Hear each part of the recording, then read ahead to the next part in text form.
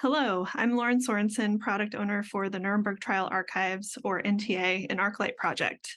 Welcome to the demo video for Sprint 6, our final sprint of NTA and Arclight Fall 2022 work cycle.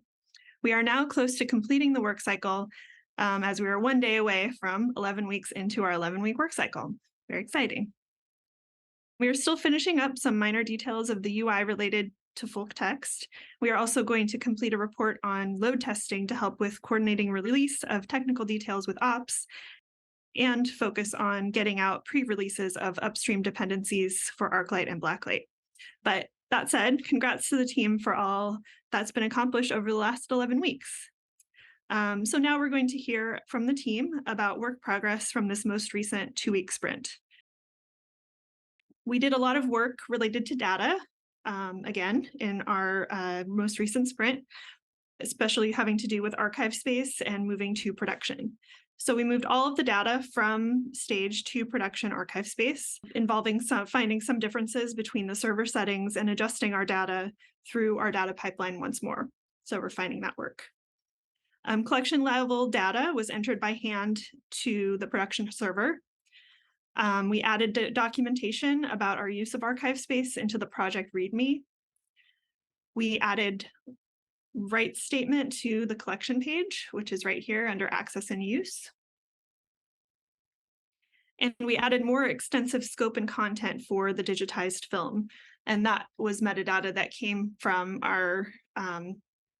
the US Holocaust Memorial Museum. So we thank them for that. And you can see that here in the scope and content section. Now I will go ahead and pass it on to Marlo. Okay, thank you, Lauren. So this next section I'm going to talk about is related to the full text searching feature for NTA.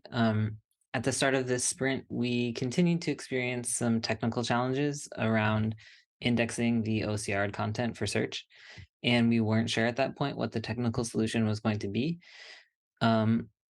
Yeah, so this actually made us kind of stop and engage with this feature a little bit more and analyze what type of value was being added by adding the full text search and what would be lost in a search query that didn't have access to full text search. So just for example, this search term Bandera is related to a person from the USSR who was on trial at the Nuremberg trial, and it was a top search recorded in the VT Spotlight experience that was released previously. And without full text search, searching his name returns no results. So just as an example of something that is added in terms of quality of search result when we do have full text indexed. Yeah, so we stopped and did some analysis around what was added with a full text search. And ultimately, thanks to a lot of work by Chris on the Access team, we discovered that we can successfully index the full text content and deliver this major feature. But the solution that we have for now basically requires that we only have one replica of Solar running due to the size and hierarchy of our EAD. And usually sites at Sewell run with multiple replicas of Solar to ensure high availability and like guard against outages of the site. But in this case, the solution necessary to ship this feature that we landed on was to ship our Solar as a single replica. But that said, as a result, we finally were able to get the indexed content live on our staging and as well as our production server. And so this search for any term that's correctly OCR'd will return results. Another thing to add about the full text search feature is that we not only added the OCR'd text content, but as a kind of extra bit of text, we added the transcripts of the 37 videos into the full text index. So these files, at least the English ones, the text of these transcripts, we also added into the full text kind of search bucket in the index. So if you search for terms in those transcripts, they should return the relevant video. A couple other things related to full text search. we have this warning here related to the quality of the scans, and we fine tune this so that this warning only displays if you're actually doing a full text search and not, for example, if you're only interacting with the facets. So that way we're not misrepresenting anything about the quality of our data if you're just using the facets, which should be more accurate because it only uses metadata, not the full text data. I guess the last thing I'll say about data and indexing is that we created some fixtures for local development. We hadn't done that until now in the work cycle, and that also includes some full text files. So we have seed data now, which should make development easier in the future and sort of mark the types of content we want to be testing locally when we do development based on what we've learned about the shape of our data this work cycle. Hey, this is Nick. One new feature that we delivered in the most recent iteration is the ability to quickly facet by date when viewing a record in the archive. This audio recording was one of the first to be recorded during the tribunals on November 20th, 1945. By clicking this link, I can go to a search for other items with that same date, which helps me easily find all exhibits, indictments, and other artifacts from that day of the proceedings. We also ramped up our QA efforts on the overall user interface of the site during this iteration, fixing several typos and inconsistencies in the site text, updating the site's masthead up here, and improving the display of the badges on the Explore cards down here.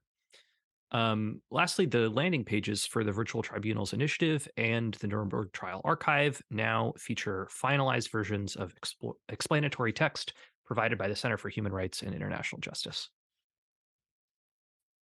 All right, it's Marlo again.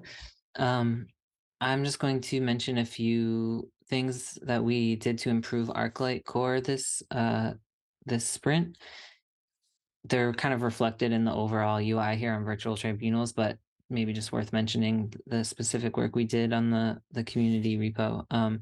So first of all, just some bug fixes. We fixed a bug where this breadcrumb display was overflowing and didn't look particularly good. And we also, according to some of Gary's designs, improved the metadata display UI here. So those are both things that directly benefit virtual tribunals.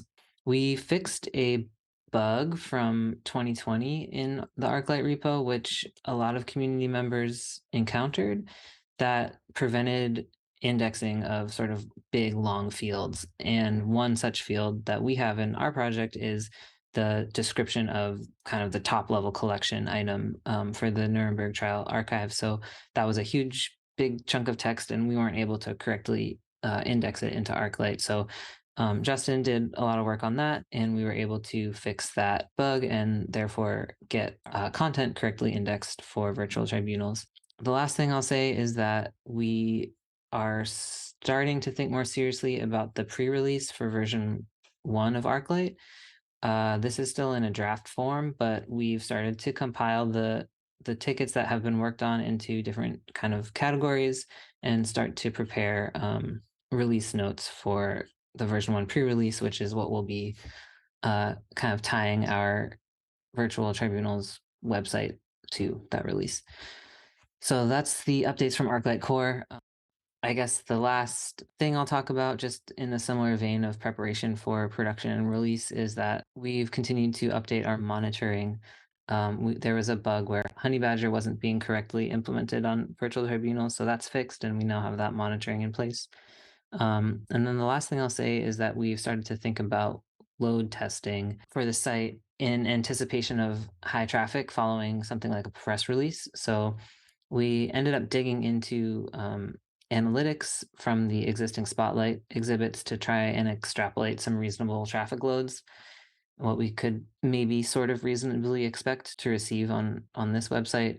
So we started to think about some test cases, write those out as a group, and started some basic load testing for page views and Solr searching that so far seem to be giving positive results.